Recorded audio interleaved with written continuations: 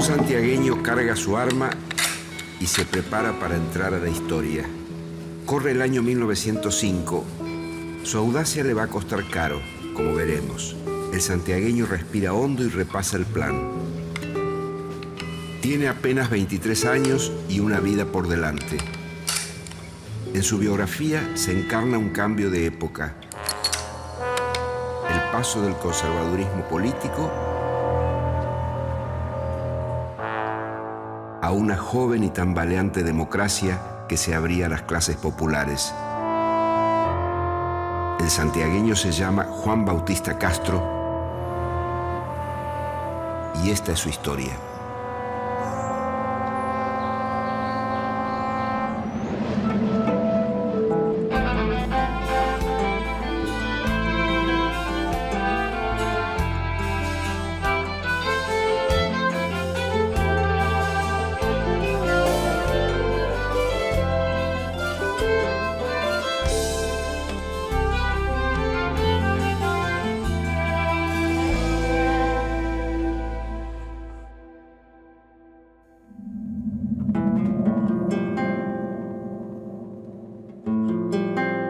Juan Bautista Castro nació en 1882 en el norte de la provincia de Santiago del Estero.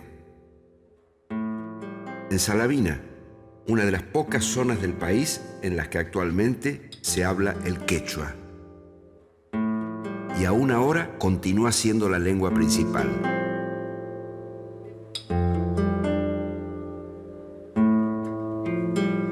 Como él era salavinero, que era la zona de la Mesopotamia, donde el quichua se difundió. Él hablaba perfectamente el idioma quichua, así que él, en los discursos políticos, los daba en quichua. Castro, que fue gobernador de la provincia entre 1932 y 36, hablaba este idioma con fluidez y buena parte de sus discursos fueron pronunciados en el viejo idioma de los incas. Aunque no pertenecía a una familia acomodada, en su juventud logró trasladarse a Córdoba para estudiar medicina, sin perder contacto con la compleja realidad santiagueña. Sus inquietudes políticas lo hicieron regresar durante 1905. En ese momento, como si fuera un western, su historia comenzaría con un secuestro y el asalto a un tren. El objetivo era José Domingo Santillán, gobernador de la provincia desde 1904, y miembro de la tercera generación de una familia que dominaba el poder político de la provincia. Desde 1904 gobernaba la provincia el doctor José Domingo Santillán. Asumió la gobernación a los 34 años. Desde 1902 a 1904 representó a la provincia en el Senado de la Nación. Era un hombre de un singular talento. Pertenecía a la corriente política del roquismo, como casi todos los gobernadores santiagueños de aquella época. En todo el país surgía un nuevo sector social, las clases medias y trabajadoras, que reclamaban la apertura política. En febrero de 1905, Hipólito Yrigoyen lideró una revolución armada que se alzó en contra del gobierno conservador en Buenos Aires, Córdoba, Mendoza y Santa Fe. Pero el intento por deponer al gobierno fracasó.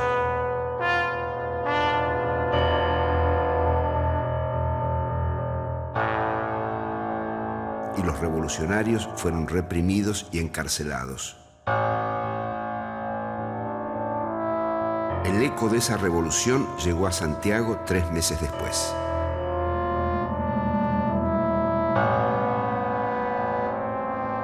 En 1905, los radicales en Buenos Aires y en distintos puntos del país organizan un levantamiento armado.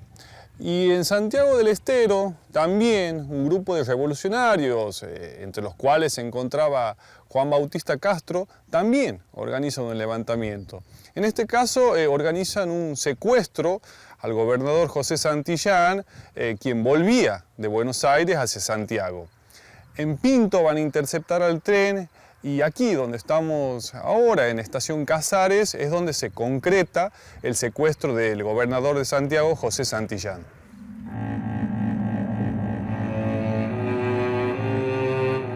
En mayo de 1905, el gobernador Santillán se encontraba en Buenos Aires para participar de los festejos del 25 de mayo.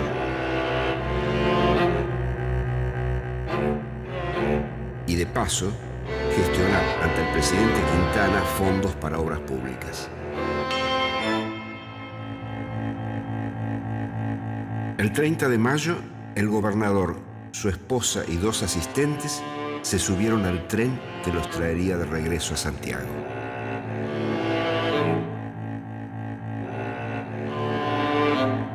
No sabían que unos vagones más atrás viajaba el joven Juan Bautista Castro y su hermano Sofanor, junto con una carga oculta de armas y municiones.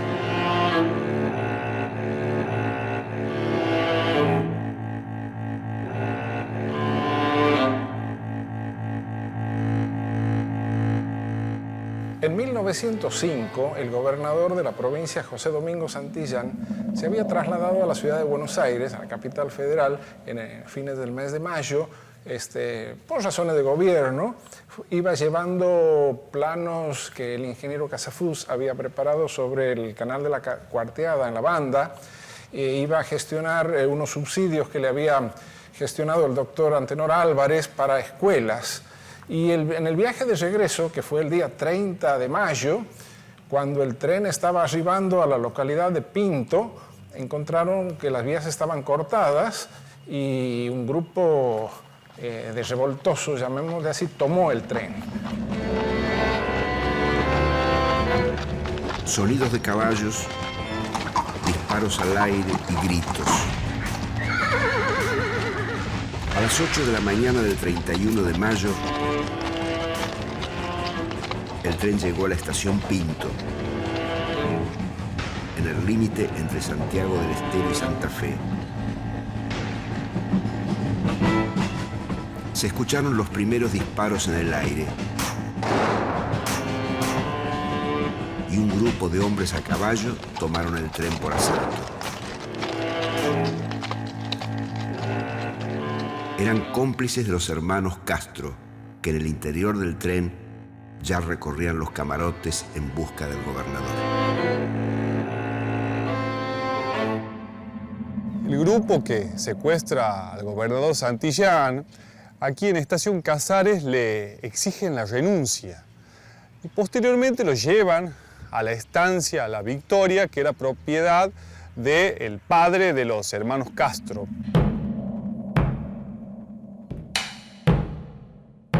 Los revolucionarios cortaron la línea de telégrafo para evitar que se diera noticia del secuestro.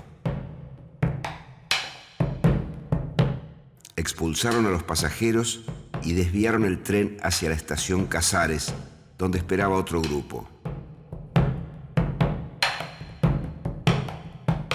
Cerca de allí se encontraba la estancia La Victoria, propiedad de los padres de los Castro.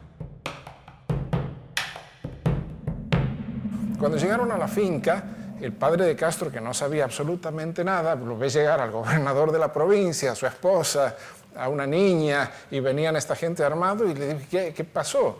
Bueno, le explican, y bueno, el sorprendido les dice, bueno, pueden quedarse, pero no los tocan, los respetan. El gobernador, su esposa y 3 colaboradores quedaron detenidos como rehenes durante 2 días. Juntamente con esto, en Santiago se había coordinado también esta revuelta, pero los revolucionarios fracasan en la ciudad de Santiago porque la policía logra controlar el levantamiento. Al mismo tiempo, el gobierno nacional va a enviar al ejército para rescatar al gobernador secuestrado.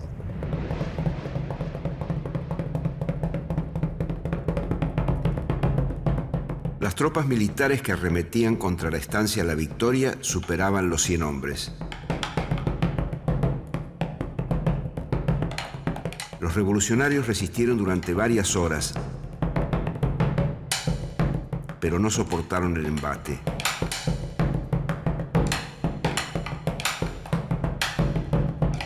El ejército tomó la casa y dio muerte a la mayoría de los secuestradores durante el tiroteo.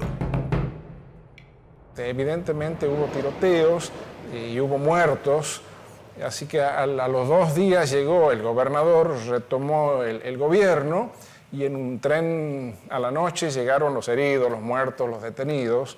Y bueno, los diarios de la época, que eran el diario El Siglo, que era el del gobierno, y el diario El Liberal, que lo dirigía su fundador, don Juan Figueroa, cada uno dio su versión. El 5 de junio, el diario El Siglo publicaría una extensa entrevista al gobernador Santillán, en la que se darían detalles del secuestro en primera persona.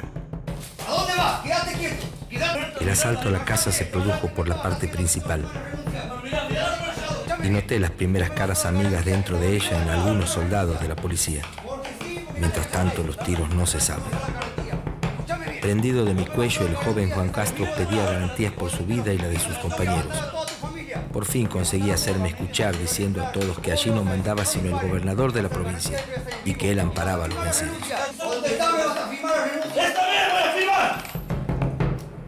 El diario El Siglo defendió la gestión del gobierno y desvió la atención a cuestiones generales. El gobernador dijo que la situación de descontento se debía al cierre de los ingenios azucareros por la política del gobierno nacional. Santiago tenía muchos ingenios azucareros y hacía azúcar de la mejor calidad del país. Pero bueno, los tucumanos evidentemente tenían más poder político que nosotros ante el gobierno central. Y bueno, y también había malestar de la gente, había malones de los indios. A pesar de que ya estábamos en el año 1905, los indios del otro lado del Salado pasaban a este lado para robar.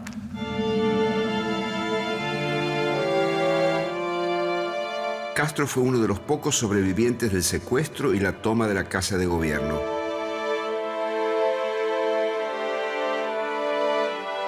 Junto con sus compañeros, fue procesado por la justicia federal y marcharon presos. Los revoltosos, los secuestradores, estuvieron presos unos meses nada más. Y después se los liberó. Vino una amnistía. En 1906, el nuevo presidente Figueroa Alcorta indultó a los revolucionarios presos en Buenos Aires, Córdoba, Mendoza, Santa Fe y Santiago del Estero. Su propósito era aliviar la tensión social. Santiago recuperaría su tradicional calma durante un tiempo, pero los años de fuego no terminarían allí, y al joven estudiante de medicina aún lo esperaba una vida de luchas por delante. Tras su liberación en 1906, Castro continuó con sus estudios de medicina en Córdoba y se graduó al año siguiente. Trabajó como médico en el interior provincial, atendiendo enfermos en las estaciones de tren, a las que llegaba recorriendo las vías en una sola.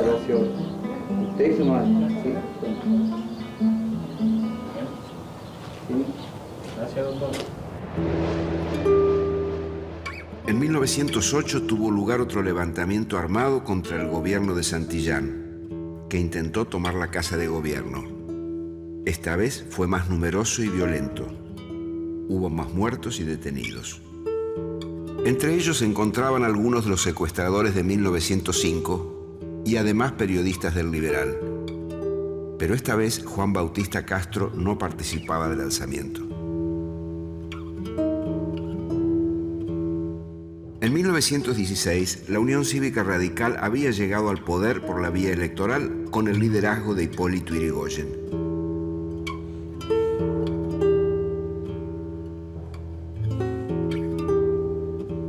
Juan Bautista Castro encontró rápidamente un lugar en las filas del radicalismo santiagueño que comenzaba a organizarse. Pero en las elecciones para gobernador de 1919, Santiago del Estero y San Juan fueron las dos únicas provincias donde no triunfó el radicalismo. entonces, el presidente Irigoyen decretó la intervención federal en ambos distritos. Los comicios provinciales se repitieron en 1920 y el abogado y periodista Manuel Cáceres fue elegido gobernador de Santiago del Estero. Comenzó el período de gobernadores radicales que luego continuarían Domingo Medina y Santiago Maradona. Los triunfos electorales del radicalismo coincidieron con la maduración política de Castro, que junto con sus correligionarios ya había abandonado las armas. Los bigotes de su juventud quedaron atrás.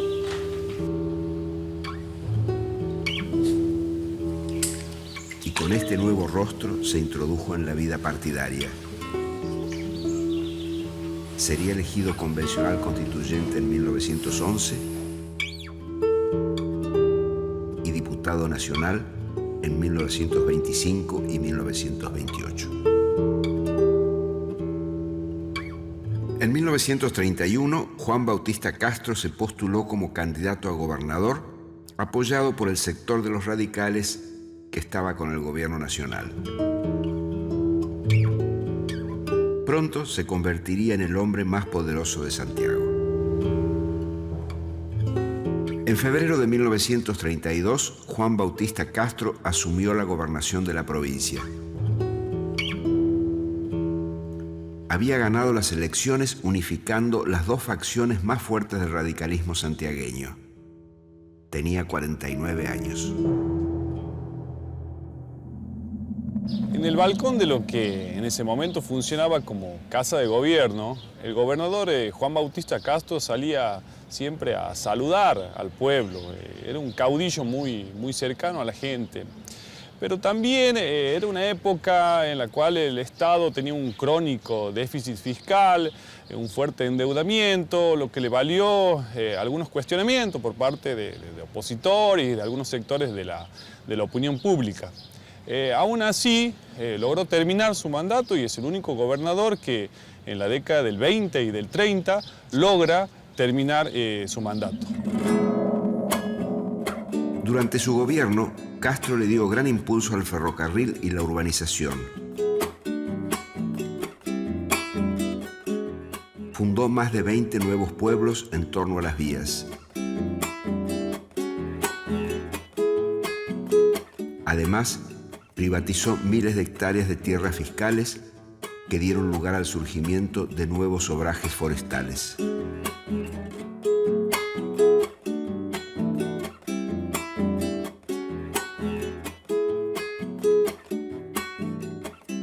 Además, habilitó a los integrantes de la comunidad árabe para ocupar cargos públicos y participar en política. Santiago fue una de las provincias argentinas con mayor presencia de inmigrantes sirios y libaneses,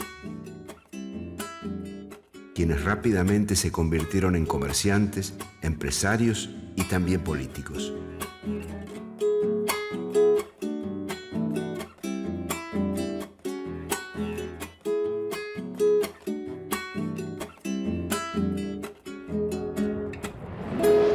El doctor Juan B. Castro fue gobernador de la provincia entre 1932 y 1936. Cuando ejerció la primera magistratura, su vivienda era en calle Libertad 666, aquí a la vuelta, decidió encargar al constructor José Meossi, un constructor muy importante de la época, que precisamente era vecino de esta casa, que le construyera esta vivienda. La Casa Castro tiene su propia historia. Fue propiedad del gobernador hasta su muerte. Luego pasó a manos de un empresario privado y más tarde la compró el Banco de la Provincia. Las aberturas, tanto las ventanas como las puertas y la boiserie, pertenecían a un famoso palacio de Buenos Aires, el Palacio de Teodoro de Bari, que fue demolido en esa época para hacer un palacio mucho más importante. Así que estos objetos fueron adquiridos en el remate y traídos a Santiago e instalados en esta vivienda. En la década de los 70 se convirtió en uno de los centros de detención y tortura durante la dictadura militar. Allí funcionó la Dirección de Inteligencia Policial. En el 2000 la casa se recicló y se convirtió en sede de la Subsecretaría de Cultura.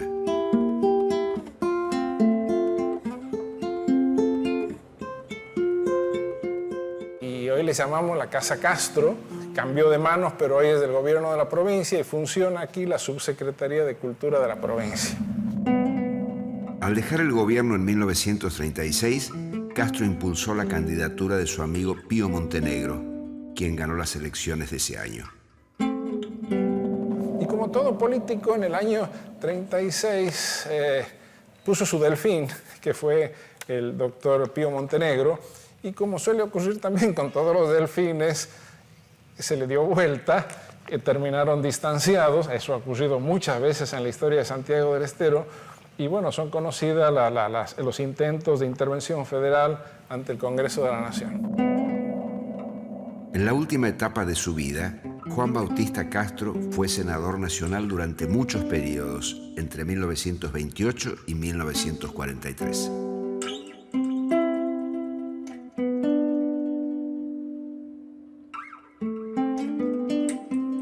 Castro murió en 1945 a la edad de 63 años.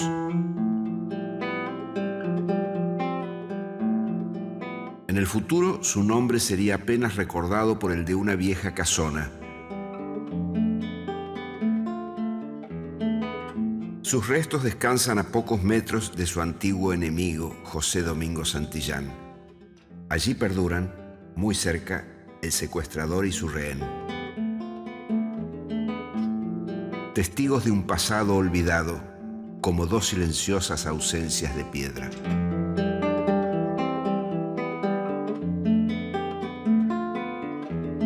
Mientras que su audacia de juventud y sus tiempos de gobernador quedarían prácticamente en el olvido.